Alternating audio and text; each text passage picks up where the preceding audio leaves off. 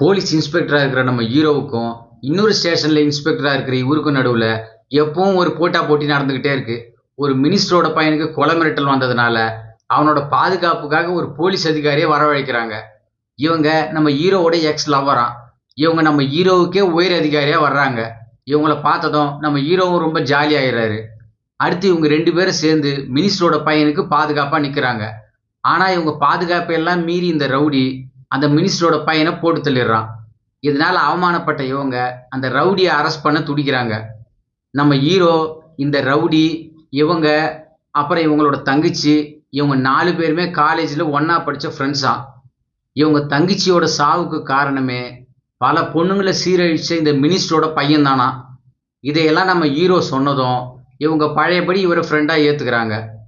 தன்னோட மகனை காப்பாத்தலையே அப்படின்ட்டு இவங்க மேல கோவத்துல இருக்கிற இந்த மினிஸ்டருக்கு சிஎம் மூலமா ஒரு பிரச்சனை வருது. அதை சரி பண்றதுக்காக இவங்ககிட்டயே வந்து உதவி கேட்கிறாரு. அவருக்கு உதவி பண்றதுக்காக இந்த 3 பேருமே களத்துல இறங்குறாங்க. இவருக்கு உதவி பண்றது மூலமா நம்ம ஹீரோ வேற ஒரு பிளான் போடுறாரு. இதுக்கப்புறம் என்ன ஆச்சு, இவரோட பிளான் ஜெயிச்சுதா இல்லையா அப்படிங்கறதுதான் படத்தோட முடிவு.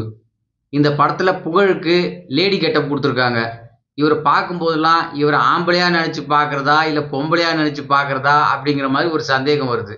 ஆனா லேடி கெட்டப்ல புகழ் சூப்பரா நடிச்சிருக்காப்புல. படம் ஃபுல்லா காமெடி ஆக்டர்ஸ் தான். இது ஃபேமிலியோட சேர்ந்து பார்க்குற மாதிரியே படம் தான். ஒரு முறை தாராளமா பார்க்கலாம். உங்களை மீண்டும் அடுத்த வீடியோவில் சந்திக்கிறேன். நன்றி, வணக்கம்.